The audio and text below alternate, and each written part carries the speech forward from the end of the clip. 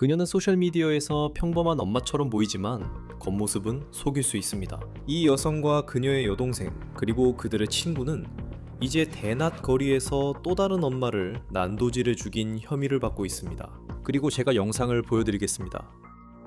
유튜브의 허 굿시리즌 영상에서는 이 살인 혐의자 중 한 명이 피비린내 나는 끔찍한 살인 혐의로 감옥에 끌려가면서 카메라를 향해 미소를 짓는 모습이 나옵니다. 저희는 로앤크라임 제공 사건을 다룹니다. 저는 크리스 스튜어트입니다.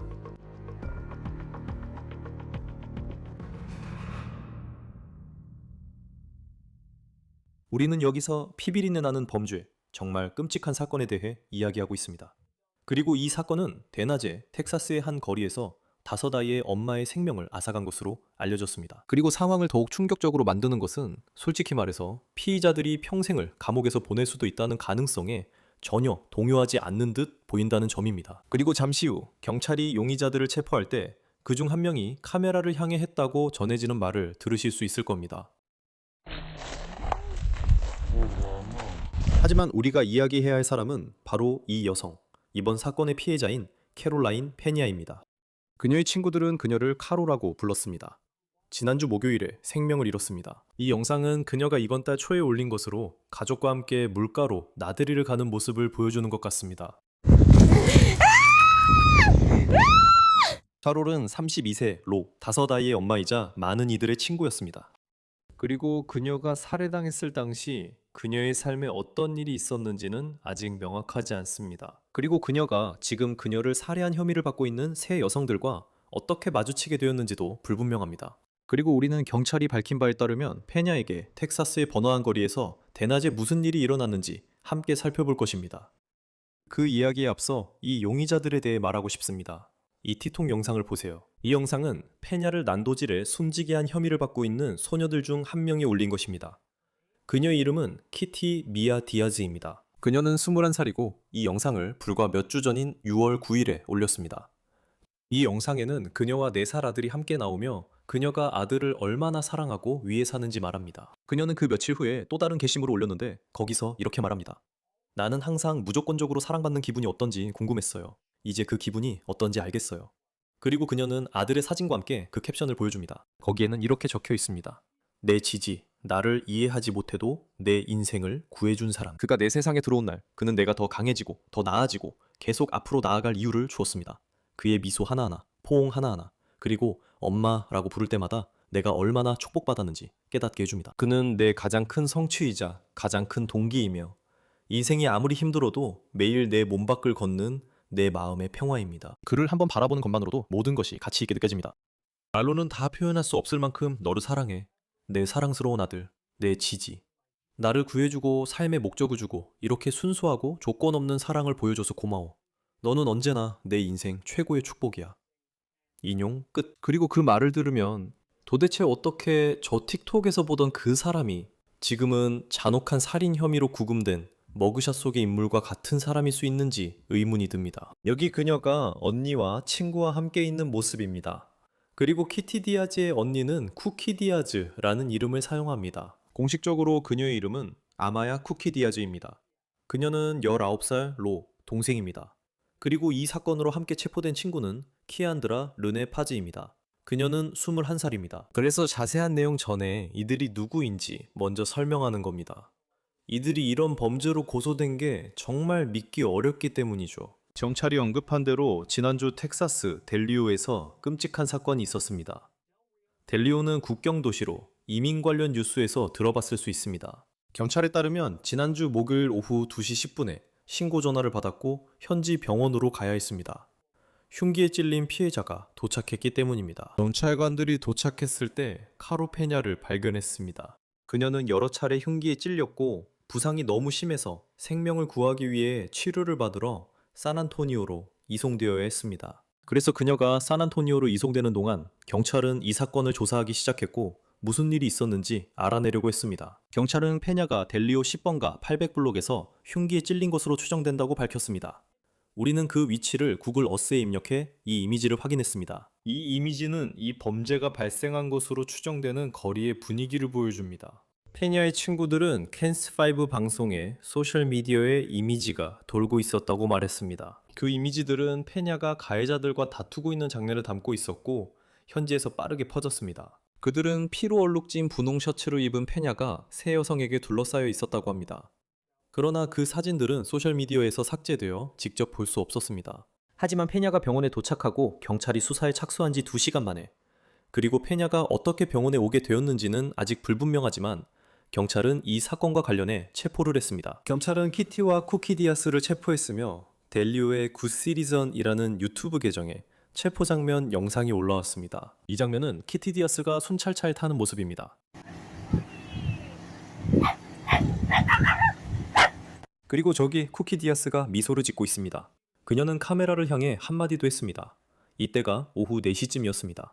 약 5시간 후 카로 페냐는 목숨을 잃었습니다. 그녀는 밤 9시쯤 산안토니오에서 사망했으며 체포된 세 번째 인물로 쿠키와 키티의 친구로 알려진 인물입니다.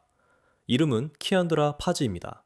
경찰은 사건에 대해 침묵하고 있습니다. 경찰은 제가 말씀드린 것 이상으로는 거의 아무런 정보를 주지 않고 있습니다. 우리는 페냐와 가해 혐의자들 사이의 충돌이 무엇 때문에 시작됐는지, 또 그녀가 공격 전부터 그들을 알고 있었는지도 모릅니다. 경찰은 아직 이 사건에 대한 어떤 가능한 동기도 밝히지 않았습니다. 또한 이 사건이 한낮에 그리고 그런 장소에서 발생했다는 사실도 충격적입니다. 인용하자면 이것은 뒷골목에서 일어난 일이 아니었습니다.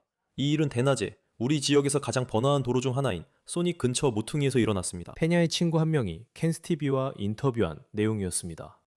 폭스뉴스에 따르면 경찰은 페냐가 등에 2번, 배에 1번, 총 3차례 찔렸다고 밝혔습니다. 소녀 중 누가 흉기를 휘둘렀는지, 한 명만 무기를 소지했는지는 아직 불분명합니다. 폭스뉴스에 따르면 세 용의자는 델 리오 교정시설에 수감 중이며 경찰은 증거를 계속 수집 중입니다. 추가 혐의 적용이 검토되고 있으며 그들은 사건의 모든 정황을 파악하려 노력 중입니다. 저희는 현지 직원과 이야기를 나눴는데 그들은 현재 용의자들에게 아직 재판 날짜가 정해지지 않았다고 했습니다.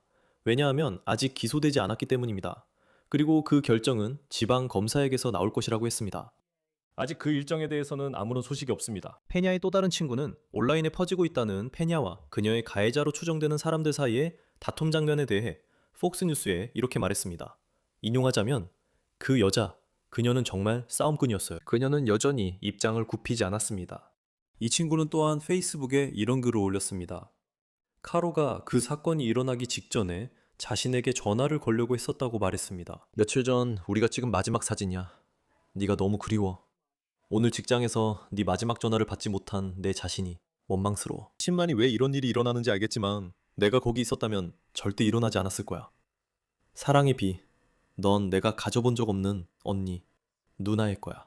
새벽 5시 30분에 전화해. 비, 얘기할 사람 필요해. 라고 하던 게 정말 그리울 거야. 네가 늘 했던 말은 나한테 말해, 비, 였지. 네가 넌 절대 타협하지 마. 넌 보스야. 센 여자야. 라고 말해주던 게 정말 그리울 거야. 내가 몇 분만 더 일찍 퇴근했더라면 널 혼자 가게 두지 않았을 거라는 걸 알아. 너도 알잖아. 내 마음이 아파, 비. 내 아이들도 아파. 넌 떠났지만 절대 잊혀지지 않아. 이 수사 관련해 은퇴한 뉴욕 경찰청 형사 데이비드 사르니를 모셨습니다. 러인크라임에 항상 감사드립니다. 피해자는 다서다이의 엄마입니다. 그녀의 가족과 아이들을 생각하면 정말 마음이 아픕니다. 경찰이 그녀가 병원에 있다는 전화를 받은 것은 오후 2시쯤이었습니다. 지금 소셜미디어에 퍼지고 있는 이 영상에서 볼 수 있는 체포 장면은 오후 4시쯤에 일어났습니다. 그러니까 수사가 시작된 지 대략 2시간 만에 체포가 이루어진 셈이네요. 이런 종류의 수사를 해본 사람으로서 그게 무엇을 의미한다고 생각하십니까? 네, 불러주셔서 감사합니다. 이런 사건은 매우 빠르고 유동적으로 진행되며 특히 흉기 난동이 발생하면 범죄 현장으로 다시 가게 됩니다. 분명 소닉 매장 근처라 복잡한 곳에서 사건이 발생했을 겁니다. 인터뷰와 CCTV 영상도 확보합니다. 문제는 그 지역이 차량 없이는 이동하기 힘든 곳이라는 겁니다. 그래서 그쪽에는 분명히 영상 감시나 CCTV가 있어서 차량 번호판이 찍혔을 가능성이 있습니다. 그리고 그다음부터 수사가 시작됩니다. 형사들은 굉장히 빠르게 움직이죠. 누군가는 병원에 가서 피해자에 대해 알아볼 겁니다. 그리고 형사들은 범죄 현장에 가서 목격자, 증거, 영상 등을 찾습니다. 이렇게 모든 것이 굉장히 빠르게 진행돼서 갑자기 흉기 사건이 발생하고 2시간 만에 체포가 이루어지는 거죠. 그들의 수사는 훌륭하지만 이는 사건 일부일 뿐입니다. 체포가 되어도 사건이 끝난 게 아니며 이후 할 일이 많습니다. 쿠키와 키피가 체포되는 영상이 온라인에 퍼지고 있는데 확실히 충격적입니다. 왜 이 영상이 큰 화제가 되고 있는지 알 수 있습니다. 뉴포스트가 이걸 일면에 크게 다뤘죠. 이렇게 웃는 소녀들이 이런 일을 했다고 말합니다. 하지만 수사 부분에 있어서는 용의자가 있을 때 쿠키가 농담처럼 녹화 그만해 라고 말하는 장면이 있죠. 그리고 그녀가 끌려가는 동안 이 영상에서 웃고 있다고 하죠. 이런 모습이 결국 검사가 맡게 될 사건에 어떤 영향을 미치나요? 이런 상황을 우리는 일종의 피의자 공개 호송이라고 부르죠. 이건 거의 우연히 일어난 일인데 경찰이 현장에 도착해서 용의자들을 체포하고 밖으로 데리고 나가는 상황입니다. 피의자 공개 호송이 중요한 이유는 변호인이 피의자들이 미안해하고 있었다고 주장하더라도 그 모습을 반박하는 자료가 되기 때문입니다. 그들은 유쾌해 보이고 이 일이 별일 아니라고 여긴 듯했습니다. 이 점이 수사관에게 도움이 됩니다. 이는 퍼즐의 또 다른 조각이기 때문이죠. 모든 것을 종합하자면 피해자 분석을 통해 피해자와 가해자의 관계를 알아봐야 합니다. 그리고 법정에서 유죄임을 입증해야 합니다. 하지만 수사관들이 이들을 체포할 만한 상당한 이유가 있었습니다. 결국 같은 결론에 도달합니다. 피의자 호송은 필수입니다. 때로는 뭔가 드러나거나 대화가 오가고 무심코 무언가를 말할 수도 있기 때문입니다. 그들이 보인 감정적인 태도와 그들이 한 말은 알다시피 만약 당신이 체포되고 그런 식으로 행동한다면 그런 일은 보통 일어나지 않습니다. 특히 이런 사건에서는 더욱 그렇죠. 경찰이 집에 와서 당신을 데리고 가야 했는데 당신이 그렇게 행동했다는 거죠. 이건 그들이 단순히 미안하다고 사과한다고 말할 수 없는 그런 의미에서 치명적인 증거입니다. 어떤 변호사가 어떤 주장을 하더라도 만약 재판까지 간다면 그건 재판에서 고려해야 할 중요한 요소가 될 겁니다. 그리고 사건의 세부 사항으로 다시 들어가기 전에 저는 항상 이런 순간들이 있습니다. 아마도 이런 사건들을 계속 다루다 보니 그런 것 같은데 쿠키 디아즈라는 사람을 보면 그녀는 겨우 19살입니다. 만약 이게 살인사건이고 쿠키 디아즈가 살인죄로 유죄 판결을 받는다면 그녀는 최소한 평생을 감옥에서 보내야 할 겁니다. 물론 텍사스에는 사형제도가 있습니다. 그 부분에 대해서도 이야기할 수 있습니다. 하지만 이런 생각이 듭니다. 유죄 판결을 받으면 평생 감옥 음식만 먹고 살아야 하죠. 그래도 뭔가 있습니다. 아마 당신도 본 적 있을 겁니다. 제 말은 이런 거죠. 사람들이 이런 현실을 제대로 실감하지 못하는 경우가 생각보다 드물지 않다는 겁니다. 그러니까 당신이 인생에서 좋아하던 모든 것들이 이제 끝났다는 거죠. 쿠키 디아즈가 살인죄로 유죄가 되면 감방에 살 수 있는 것 외엔 아무것도 없다는 거죠. 네, 사람들이 현실을 제대로 인식 못하는 게 놀랍죠. 우리는 더 어린 사람들, 즉 청소년층에 대해 이야기하는 거예요. 범죄가 증가하고 있고 우리는 15세에서 17세 그리고 20세 청년들 이 어떤 이유에서인지 범죄에 연루되는 것을 보고 있습니다. 저는 계속 말합니다. 이 젊은이들은 도덕적 나침반이 망가져 도덕성이 약해졌습니다. 그들은 이를 이해하지 못합니다. 그들은 소셜미디어와 좋아요에 집착하며 사회적으로 단절돼 좋아요의 의미도 제대로 이해하지 못하게 됩니다. 인생이 무엇인지, 무엇이 옳고 그른지에 대해 알지 못하게 되고 그로 인해 경계가 엄청나게 흐려집니다. 아이들을 다룰 때는 그들에게 체계, 규율, 옳고 그름, 도덕성을 가르치고 싶잖아요.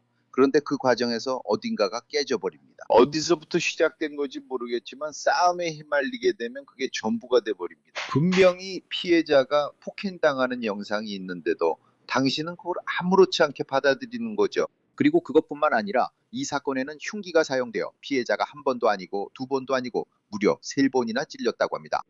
우리는 누가 그 남자를 찔렀는지, 그 여자를 찔렀는지, 가해자가 누구인지 알지 못하지만 모두가 공모해서 행동하고 있습니다. 그래서 그 부분이 조사의 일부가 될 것입니다. 실제로 찌른 사람이 누구인지가 조사 대상입니다.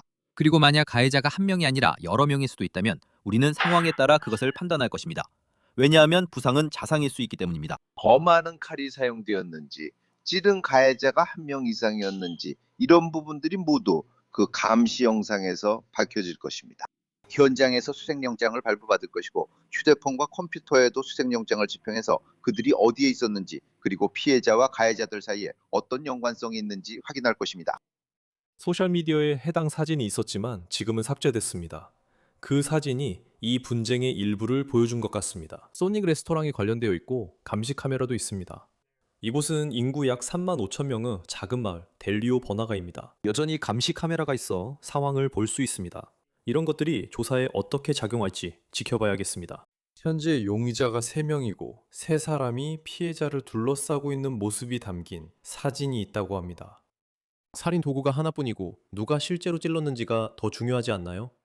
그 자리에 있었던 것보다 실제 행위자가 중요한 것 같아요. 그런 점들이 혐의에 어떤 영향을 미칠 수 있나요? 글쎄요, 그건 검사가 어떤 혐의로 기소할지에 달려 있고 이건 하나의 이점이 될 수 있습니다. 만약 이 사건에 그 영상 자료가 있다면 그 형사들이 신문할 때 큰 도움이 될 거예요. 흉기 관련 가해자가 한두 명 또는 세 명일 수 있습니다. 가장 약한 고리가 책임이 적은 사람으로 여겨질 수 있기 때문입니다. 수사관들은 그 사람에게 무슨 일이 있었는지 말하게 유도할 겁니다. 왜냐하면 이런 상황을 다루다 보면 알게 되거든요. 뉴욕주에서는 이들이 공모해서 행동하는 경우가 많기 때문에 한 명이 연루되어 있으면 주변에 세 명이 더 있는 거죠. 그래서 그 영상이 중요한 이유입니다. 그냥 근처에 있었다고 주장할 수 없죠. 만약 그들이 폭행에 가담했다면 사진에 직접 연루된 셈입니다. 그리고 저는 이런 생각도 듭니다. 그들의 변호는 아직 불분명합니다. 이 다툼이 어떻게 시작되고 어떤 상황이었는지 우리는 아직 모릅니다. 하지만 폭스뉴스에 따르면 칼페냐는 등에 2번, 배에 1번, 칼에 찔린 상처를 입었습니다. 만약 당신이 형사라면 이런 사실이 당신이 구성하고 있는 이야기에는 어떤 영향을 미칠까요? 이 사건에서 말이죠. 그 상처들이 결국 그녀의 생명을 앗아간 상처들이었다면 말입니다. 글쎄요. 그래서 바로 이 부분에서 감시 카메라 영상을 확인하고 이 소녀들을 신문하는 과정이 중요한 겁니다. 무슨 일이 있었는지 확인해야 하니까요. 그래서 결국 감시 카메라 영상과 그들의 발언이 중요한 이유입니다. 그리고 가해자의 손도 살펴봐야 합니다. 왜냐하면 흉기로 찌르는 과정에서 가해자나 가해자들이 부상을 입었을 가능성이 있기 때문이죠. 이런 모든 요소들이 다 중요한 역할을 합니다. 형사들은 자리에 앉아 용의자 체포 후 추가 조사를 진행합니다. 이제부터 시간이 조금 느리게 흐르기 시작하죠. 이제 용의자를 구금했으니 조사를 진행하게 됩니다. 만약 변호사를 선임하면 그때부터는 다른 증거 자료들을 바탕으로 수사를 진행하게 됩니다. 모든 물리적 증거와 압수수색 영장이 포함됩니다.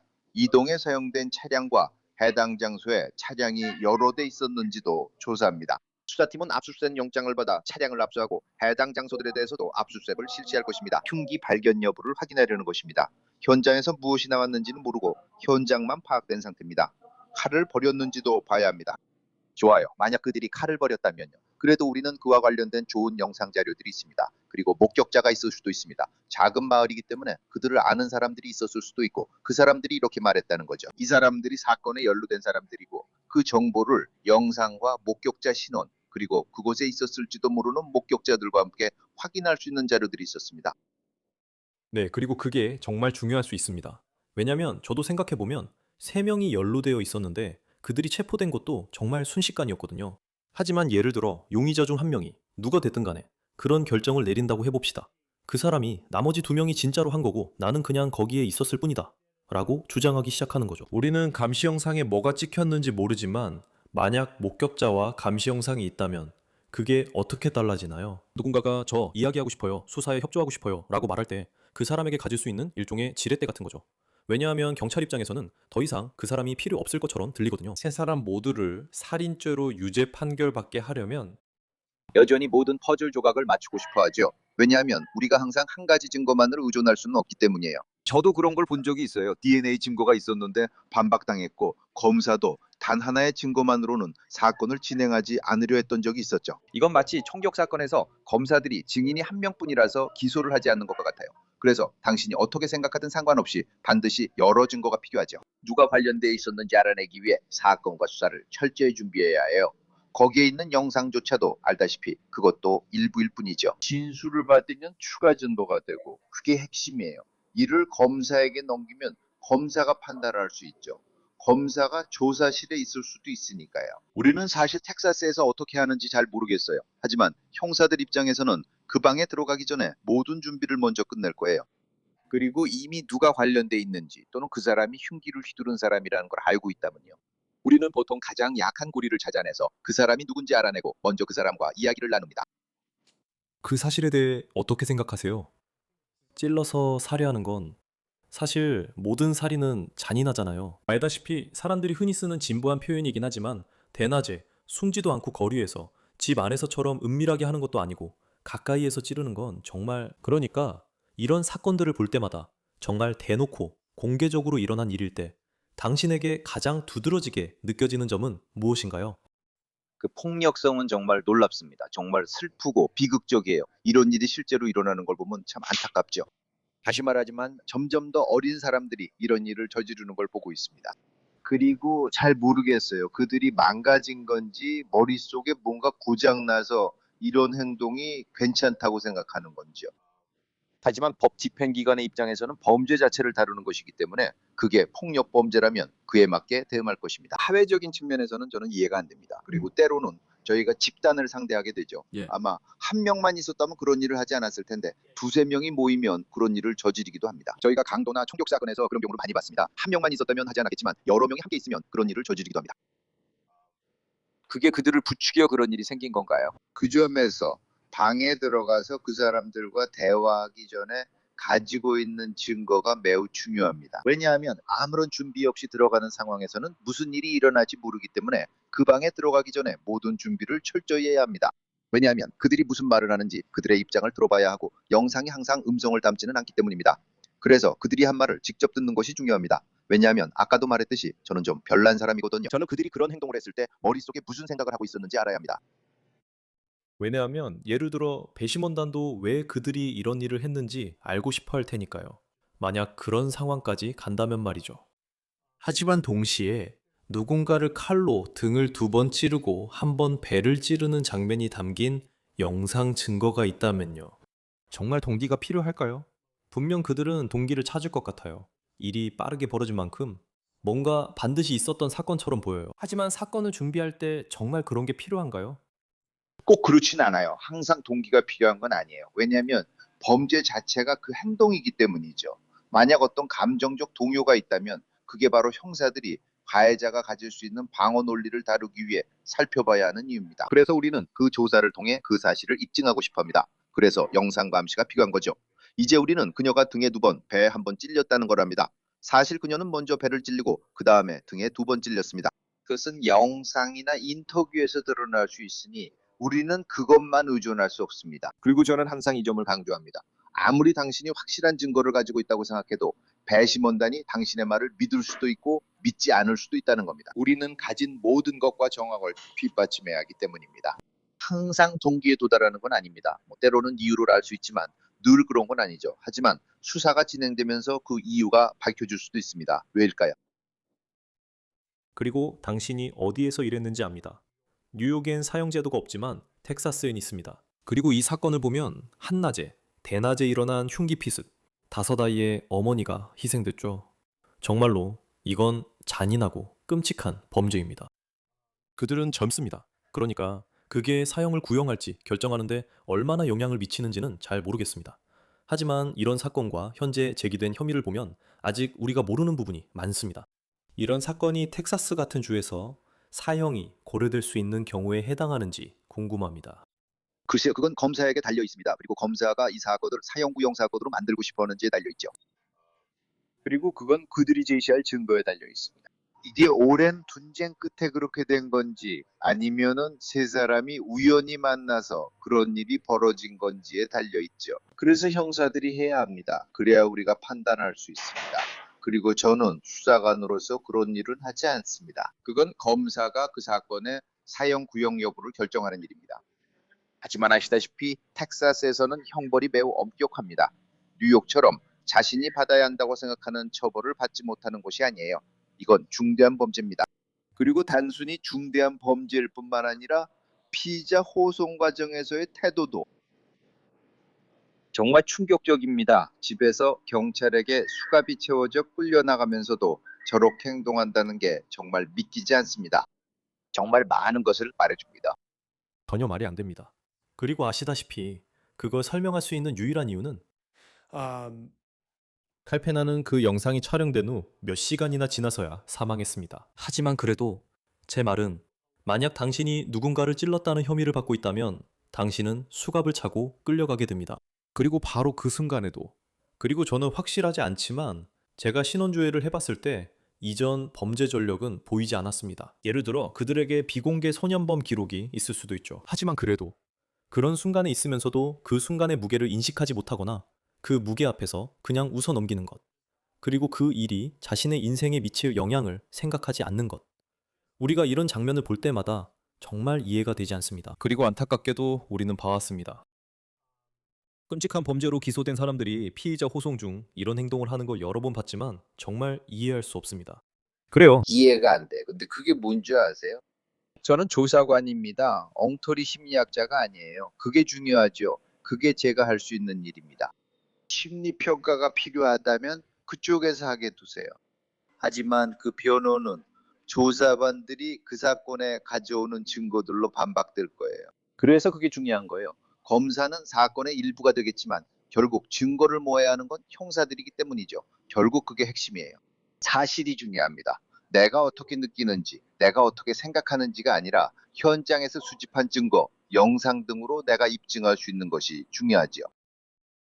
네, 앞으로 어떤 일이 일어날지 지켜보겠습니다. 그들의 입장도 곧 나올 겁니다. 전직 뉴욕 경찰청 형사 데이비드 사르니 씨, 러앤크라임에 출연해 주셔서 감사합니다.